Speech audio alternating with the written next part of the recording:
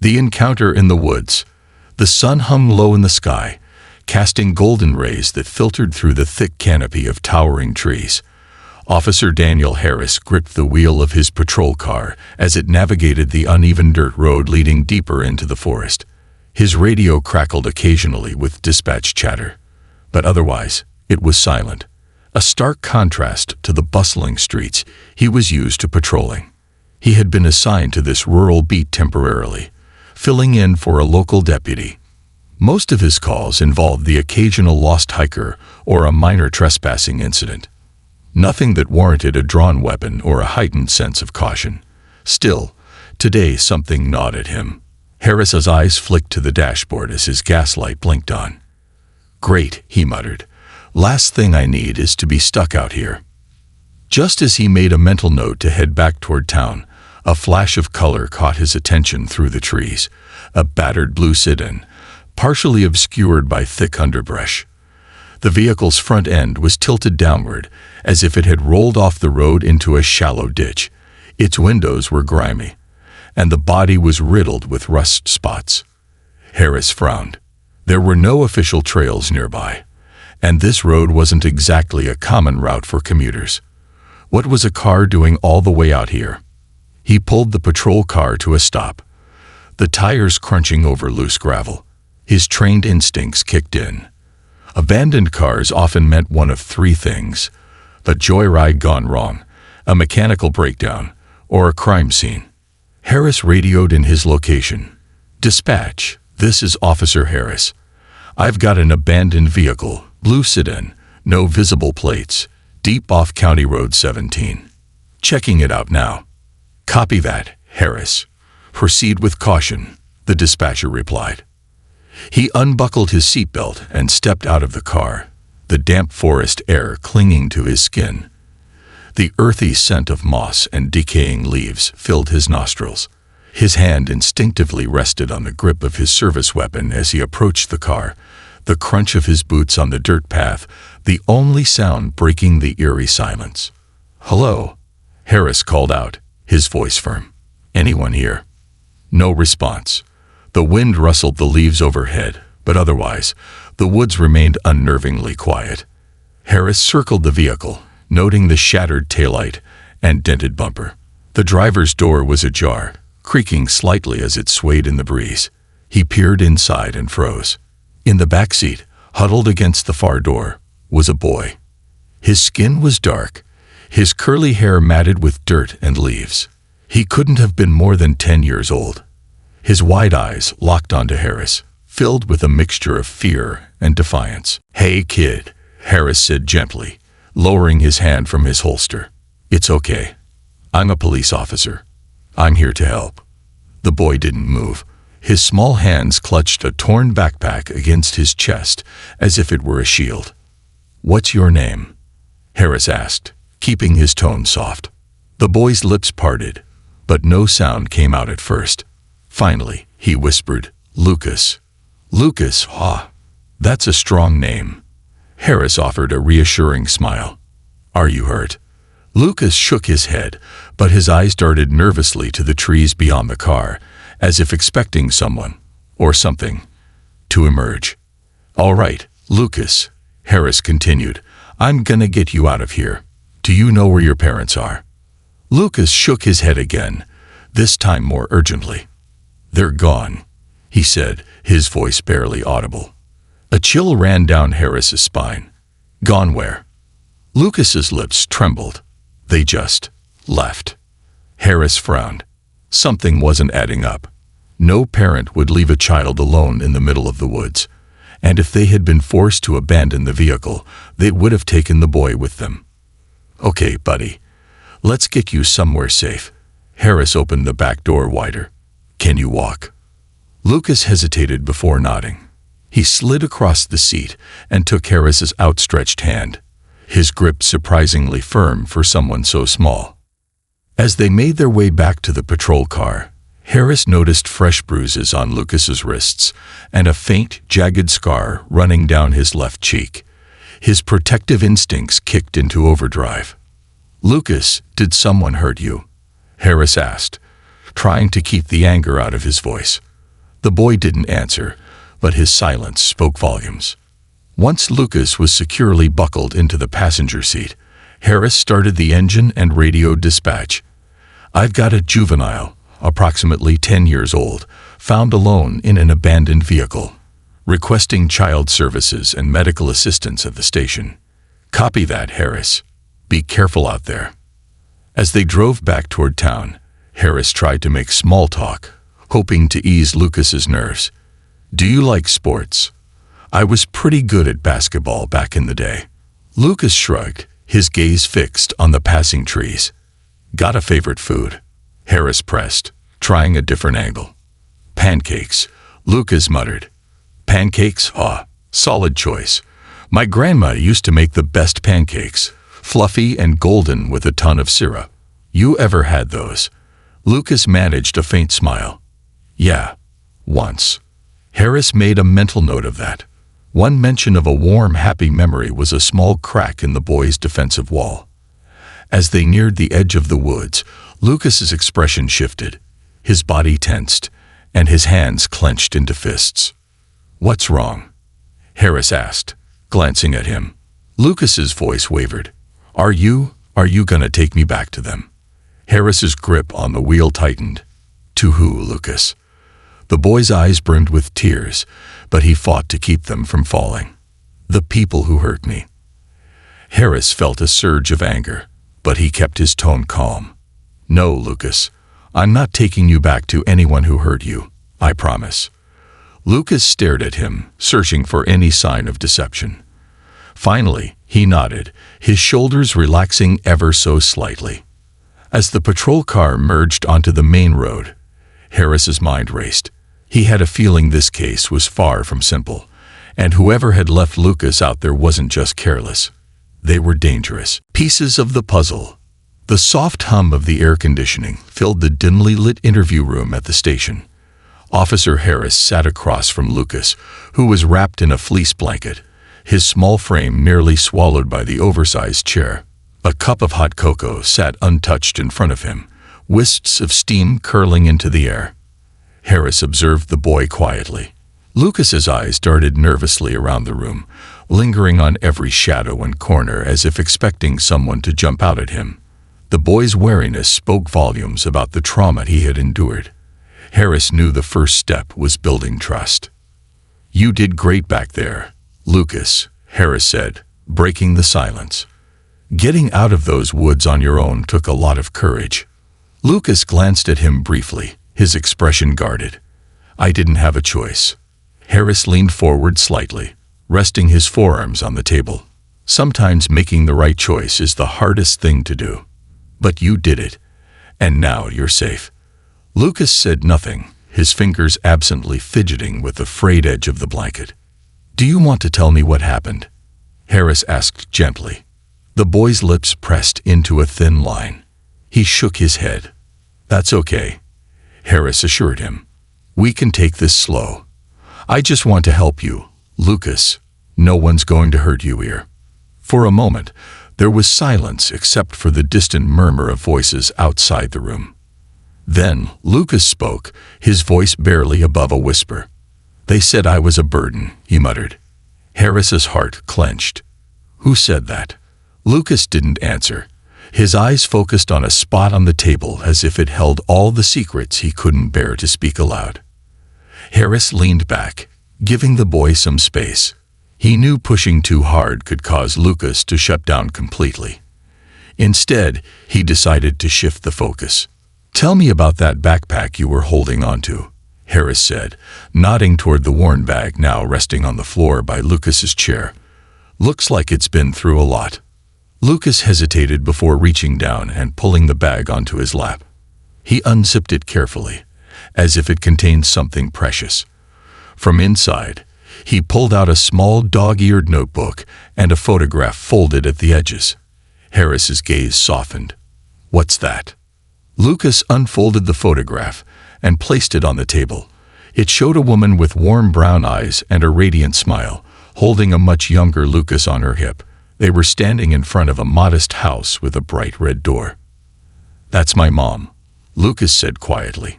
"She has a beautiful smile." Harris said sincerely. Where is she now? Lucas's face clouded with pain. She's gone. She died when I was 7.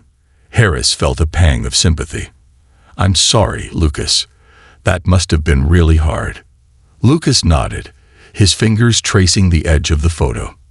After she died, I went to live with people who didn't want me. They were always mad, said I was just in the way. Harris's jaw tightened. He had seen too many cases where children were mistreated by those who were supposed to protect them. Is that who you ran away from? Lucas's silence was all the confirmation Harris needed. Before Harris could ask more, the door opened and Detective Marcus stepped inside. Her expression was grim as she handed Harris a manila folder. We got a hit on the car's registration, Marcus said. It belongs to a man named Daryl Mitchell, known associate of a human trafficking ring we've been monitoring for months. Harris's grip on the folder tightened. Lucas mentioned being with people who hurt him. Marquez's eyes darkened. If this is connected to that ring, Lucas might be the key to taking them down. Harris nodded, his resolve hardening. Thanks, Marquez. I'll handle it from here. As Marquez left, Harris turned back to Lucas. The boy was watching him intently, his expression wary but curious. Lucas, Harris said carefully, do you know a man named Daryl? Lucas's eyes widened, and he shook his head violently. I don't want to talk about him. That's okay, Harris said quickly. You don't have to talk about anything you're not ready for, but just know that if you ever want to, I'll be here to listen. Lucas looked down at his hands, his voice trembling. They took other kids too, not just me. Harris felt a cold knot form in his stomach. Do you remember where they took you, Lucas? Any buildings, landmarks, or places by the water? Lucas thought for a moment, his brow furrowing. There was a big house once. It was in the woods like the car. And there was a river nearby. They always told us to stay away from it. A lead. Harris's mind raced as he connected the dots. There was a secluded area near Pine Creek that fit Lucas's description, an area dotted with abandoned cabins and sheds, perfect for illegal operations. Thank you, Lucas, Harris said sincerely. You're helping more than you know.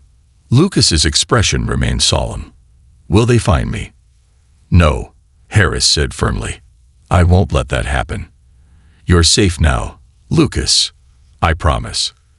As Harris stood to leave, Lucas called out softly, Officer Harris. Yeah? Do you really think they'll stop hurting kids? Harris knelt down to meet the boy's gaze. We're going to do everything we can to make sure they never hurt anyone again. You have my word. Lucas nodded slowly, a flicker of hope in his eyes. Harris knew the road ahead would be difficult, but he was determined to see justice served, not just for Lucas, but for all the children who had been hurt by these monsters. And Lucas, brave despite his scars, had just given them the first real chance to bring the whole operation crashing down. The hunt begins. The following morning, the station buzzed with activity. Officers moved swiftly between desks, phones rang incessantly, and the scent of stale coffee lingered in the air. Harris stood by the whiteboard in the conference room, reviewing notes and maps pinned up with pushpins and strings. The information Lucas provided was thin but promising. A remote location near Pine Creek, surrounded by dense woods and hidden from prying eyes. Detective Marquez entered the room, carrying a thick folder. She dropped it onto the table with a thud. Got more intel on Daryl Mitchell. This guy's a ghost. No fixed address, always on the move. But we traced some recent activity to a property owned by his cousin, just off the old logging trail near Pine Creek. Harris nodded. That lines up with what Lucas described. Any signs of other kids? Marquez shook her head. Not yet, but if Mitchell's involved, you can bet there are more victims. We need to move fast. Harris's jaw tightened. He glanced through the window at Lucas, who was sitting in a waiting area with a social worker. The boy's resilience was remarkable, but Harris knew the scars of his ordeal would take time to heal. The least they could do was ensure those responsible paid the price. "Let's get a warrant and assemble a tactical team," Harris said. "We're bringing these bastards down." By noon, a convoy of black SUVs rumbled down the narrow dirt road leading to Pine Creek. The tactical team, clad in body armor and armed with rifles, rode in tense silence. Harris sat in the lead vehicle, his mind focused on the mission ahead. Marquez, seated beside him, checked her weapon. "You ready for this?" "Been ready since I found that kid in the woods," Harris said grimly. The vehicles came to a stop at the edge of the property. The air was thick with the scent of pine and damp earth. In the distance, the faint sound of rushing water hinted at the nearby creek. The property was secluded, hidden behind a wall of trees. A large, weathered cabin stood at the center, its windows covered with grime. Several outbuildings, an old barn, and a dilapidated shed dotted the clearing. Harris signaled for the team to spread out. "Stay sharp. We don't know how many we're dealing with." The officers moved in formation, their footsteps silent on the soft forest floor. Harris's heart pounded as they approached the cabin. He held up a fist, signaling the team to stop. "Marquez, take the back entrance," Harris whispered. "We'll breach the front." Marquez nodded and disappeared around the side of the cabin with her team. Harris counted down on his fingers. 3, 2, 1. The door burst open under the force of the battering ram. Harris and his team swept inside, weapons raised. The interior was dark and musty, filled with the stench of mildew and sweat. "Clear," one officer called from the living room. "Kitchen clear," another shouted. Harris moved toward a hallway lined with closed doors. He kicked open the first door and found a room filled with mattresses and tattered blankets. Toys were scattered across the floor, an eerie contrast to the grim surroundings. "Looks like they were keeping kids here," Harris muttered into his radio. "Copy that," Marquez responded. "We've got something in the barn. Looks like a makeshift office." Harris joined her moments later. The barn was filled with crates and file cabinets. A laptop sat on a rickety desk, its screen glowing with an open document. Marquez was already bagging evidence. "This is big," she said. "They've got transaction records, contact lists.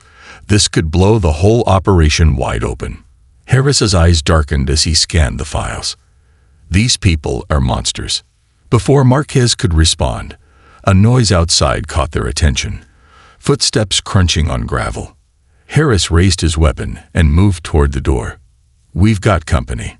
A man in a leather jacket was sprinting toward the tree line, a duffel bag slung over his shoulder. "Stop! Police!" Harris shouted. The man didn't stop.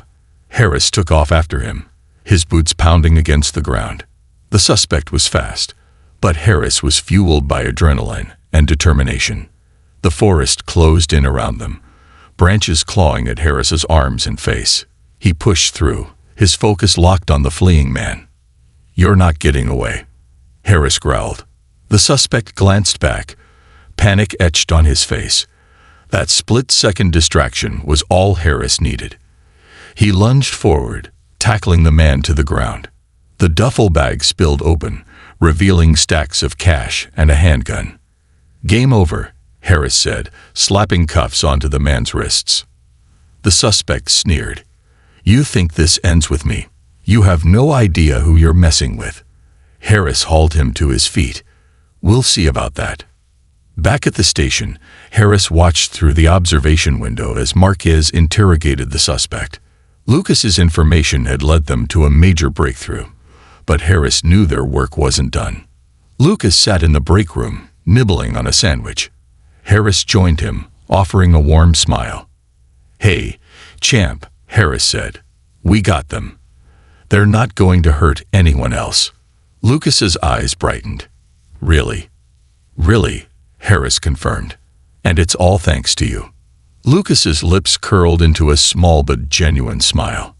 "I'm glad." Harris ruffled the boy's hair. "You're one brave kid, Lucas. Don't ever forget that." As Lucas returned to his sandwich, Harris felt a deep sense of satisfaction. The road ahead would be long, but justice had taken its first step, And Lucas, despite his scars, had shown a strength that would carry him forward. Harris made a silent vow. He would see this case through to the end, ensuring that Lucas and every other child like him would never have to live in fear again. Shadows of the past. The late afternoon sun cast long shadows across the police station's parking lot as Harris leaned against his patrol car, sipping lukewarm coffee. The air was heavy with the scent of rain, a storm brewing on the horizon. Despite the recent success of the raid, unease gnawed at him. They had arrested Daryl Mitchell and seized a treasure trove of evidence, but Harris knew better than to celebrate too soon. These operations were like hydras. Cut off one head, and two more grew in its place. Whoever Mitchell worked for wouldn't stop just because they'd lost one lieutenant. Marquez stepped out of the station, her face set in a grim expression. She held a file folder thick with documents. "We just finished combing through the digital records from the raid," she said. "It's worse than we thought." Harris frowned. "How bad?" "Bad enough that the feds are taking over," Marquez replied. "They'd been tracking this ring for years, and our bust just blew the case wide open." "Great," Harris muttered. "So we're handing everything over." "Not everything." Marquez opened the folder, revealing a series of photographs and handwritten notes. These were in the physical files, not digitized. They point to another safe house about 50 miles north, near the state line. Harris's eyes narrowed. "Let me guess.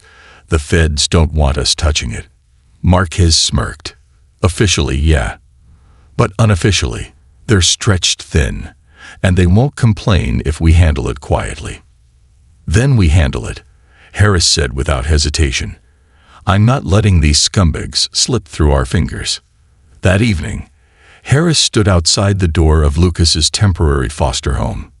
The house was modest but cozy, with flower beds lining the walkway and a porch swing gently swaying in the breeze. The foster parents, a kind couple named the Reynolds, had agreed to take Lucas in until a more permanent solution could be found. Harris knocked on the door, and Mrs. Reynolds answered with a warm smile. "Officer Harris, good to see you." "Good to see you too, ma'am. How's Lucas doing?" "Better," she said, stepping aside to let him in. "He's still quiet, but he's opening up bit by bit. He's in the backyard right now." Harris made his way through the house and stepped onto the back porch. Lucas sat on the edge of a wooden sandbox, his sneakers kicking up small clouds of sand. "Hey, Lucas," Harris called out. The boy looked up, a flicker of a smile crossing his face. "Hi, Officer Harris." Harris walked over and sat beside him. "How are you holding up?" Lucas shrugged. "Okay, I guess. It's nice here." "They're nice people." "Good. You deserve that," Harris said sincerely. "I wanted to check on you and let you know something." Lucas tilted his head curiously. "What?" "We caught one of the bad guys, but there are still more out there. Marquez and I are going to make sure they can't hurt anyone else." Lucas's expression darkened. "Be careful. They're dangerous." Harris nodded. "I know, but we're not afraid of dangerous people, and I promise you, we're going to win." Lucas's gaze softened. "Thank you, Officer Harris." "Anytime, kiddo." As Harris stood to leave, Lucas called after him. "Wait." Harris turned. "There was something I didn't tell you," Lucas said hesitantly. "When I was at that place, I heard them talking about a man. They said he was in charge of everything. They called him the broker." Harris's stomach tightened. "The broker? Did you ever see him?" Lucas shook his head. "No, but they were scared of him. Even Daryl." Harris filed the information away. "Thanks, Lucas. That's really helpful." As Harris walked back to his car, the storm clouds finally broke, sending raindrops splattering onto the pavement. He knew Lucas's revelation had just added a new layer of complexity to the case. The broker wasn't just a name, it was a threat looming over everything. The next morning, Harris and Marquez drove north toward the suspected safe house. The forested landscape stretched endlessly on either side of the highway, the trees swaying in the gusty wind. "You think this broker guy is real?" Marcus asked, breaking the silence. "Lucas isn't the kind of kid to make stuff up," Harris said. "If he says they were scared of someone, I believe him." Marquez nodded. "Let's hope we find something useful at this safe house." They pulled off the main road onto a narrow gravel path that wound deeper into the woods. The safe house was a nondescript cabin, almost identical to the one they had raided before. Harris parked the car a safe distance away, and they approached on foot, weapons drawn. The air was thick with tension, every rustle of leaves amplifying their senses. Marquez signaled to Harris. "I see movement inside." Harris nodded. "On my count." They breached the front door, sweeping through the cabin with practiced precision. Inside, they found a man frantically trying to destroy documents in a metal trash bin. "Drop it," Harris commanded. The man froze, his hands trembling. Marquez cuffed him while Harris doused the flames in the trash bin.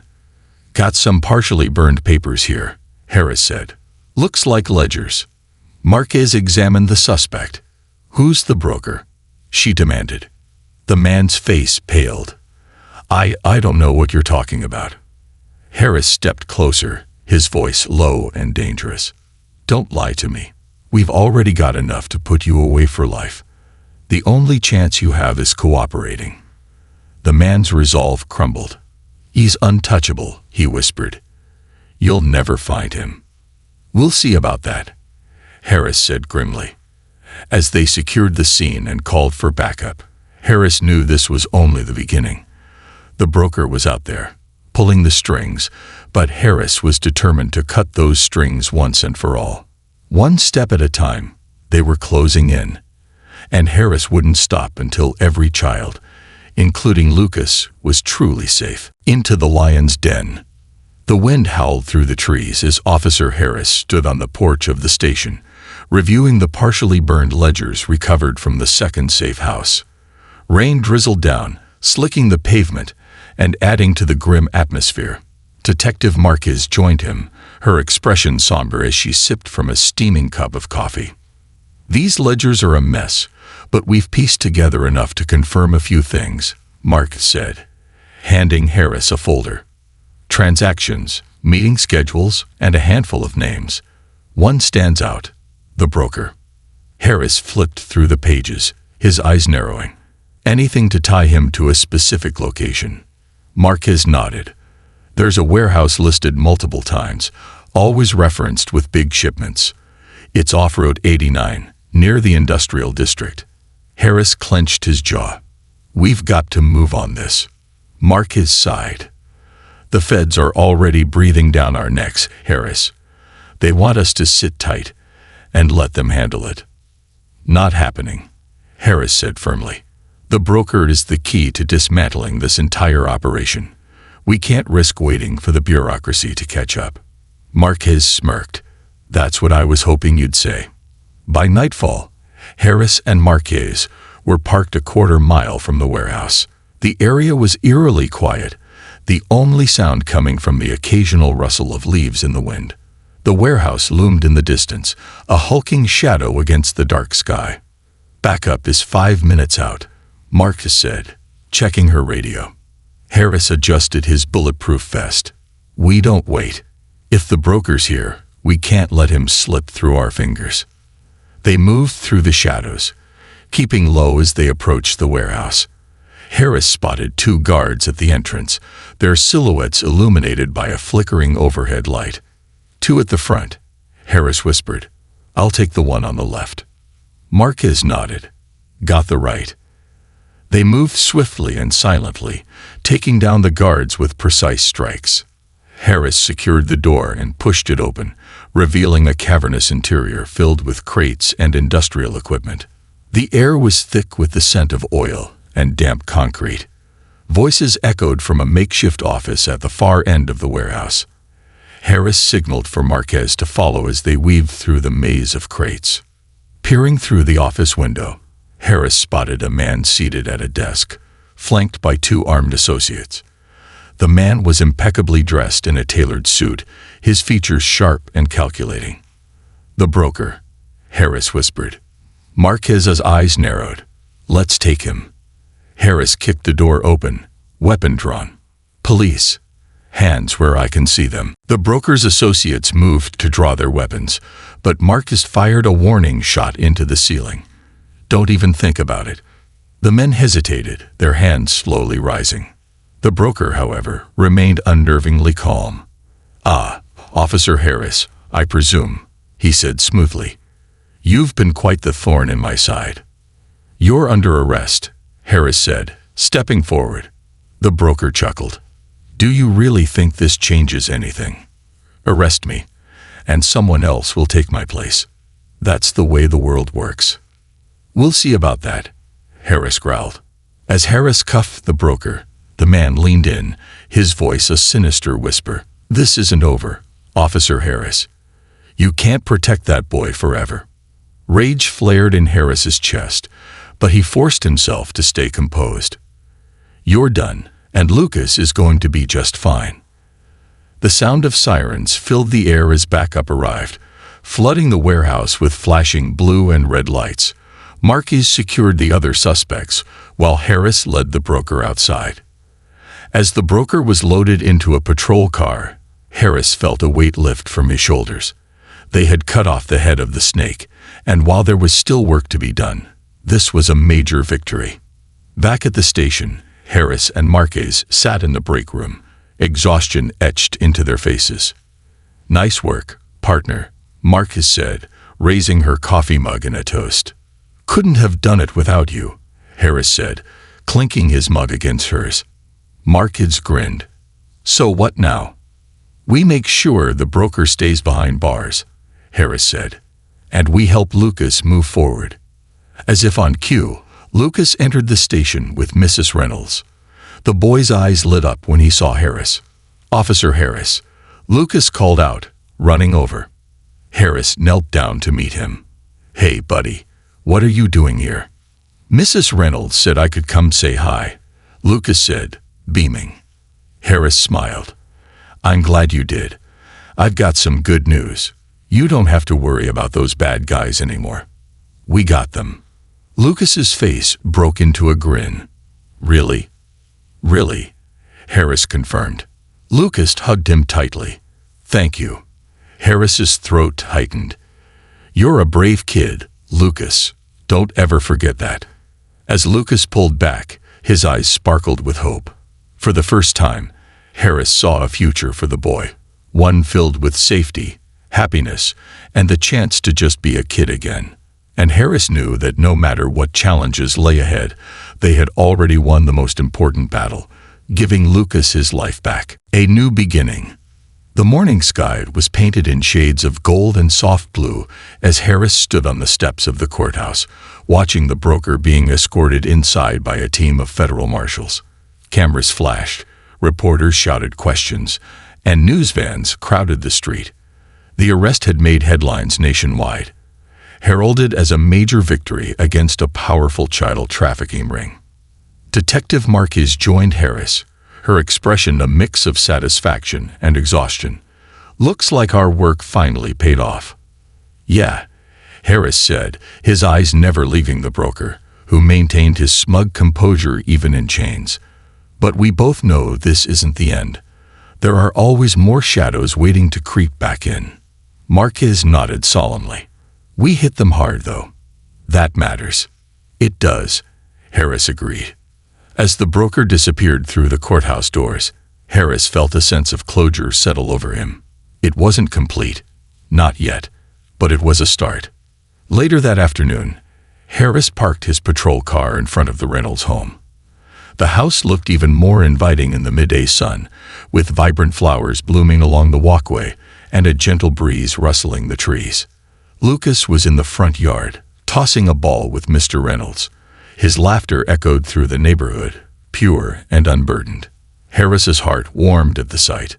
"Officer Harris," Lucas called out, dropping the ball and sprinting toward him. Harris knelt to meet him, ruffling the boy's hair. "Hey, champ. How's it going?" "Great," Mr. Reynolds taught me how to throw a curveball, Lucas said proudly. Is that right? Harris grinned. You'll have to show me sometime. Lucas's expression grew serious. Are the bad guys really gone? Harris placed a reassuring hand on his shoulder. We got the worst of them. And they're not coming back. You're safe now, Lucas. The boy's eyes glistened. Thanks to you. Not just me, Harris said gently. You were brave too, don't forget that. Mrs. Reynolds appeared on the porch, waving. Officer Harris, would you like to stay for lunch? I'd love to, but duty calls, Harris said, standing up. But I'll be back to catch that curveball, Lucas. Lucas beamed. Deal. As Harris drove away, his radio crackled to life. Dispatch to Officer Harris. We've got a situation on Elm Street. Possible domestic disturbance. Copy that, Harris responded, flipping on his lights and siren. The familiar surge of adrenaline coursed through him as he navigated the streets. The job never stopped, and neither would he. Protecting people, seeking justice, that was his calling. But Lucas's smile stayed with him, a reminder of why he did what he did. A week later, Harris sat in his office at the station, reviewing case files. The door opened, and Marquez walked in with a grin. You've got a visitor, she said. Harris looked up, surprised to see Lucas and Mrs. Reynolds standing in the doorway. Lucas held a neatly wrapped package in his hands. Hey, Lucas, what brings you by? Harris asked, standing up. Lucas walked over and handed him the package. I made this for you. Harris unwrapped the paper to reveal a hand-painted wooden plaque. In bright, bold letters, it read, Thank you for being my hero. Below the words was a drawing of Harris and Lucas standing side by side, both smiling. Harris's throat tightened. Lucas, this is amazing. Thank you. Lucas grinned. You're welcome. Mrs. Reynolds smiled warmly. He's been working on that all week. He wanted to make sure you knew how much you mean to him. Harris knelt down to Lucas's level. This means the world to me, buddy. I'm going to hang it right here in my office. Lucas's eyes sparkled. Really? Really? Harris promised. As Lucas and Mrs. Reynolds left, Harris stood in his office, staring at the plaque. The journey had been long and difficult, but moments like this made it all worthwhile. Marquez leaned against the doorframe, watching him. Pretty cool kid. The best, Harris said, his voice filled with pride. You did good, Harris, Marquez said. Not just with the case, but with Lucas. Harris nodded. Yeah, and I'll keep doing good, for him, and for every kid out there who needs someone to fight for them. Marquez grinned. That's why you're the best partner. Harris chuckled. Don't let that go to your head. As Marquez walked away, Harris hung the plaque on the wall, right above his desk. It was a reminder of victory, of resilience, and of the bonds formed in the face of darkness. And as long as he wore the badge, Harris knew he would keep fighting, for justice, for hope, and for kids like Lucas who deserved a chance at a better life.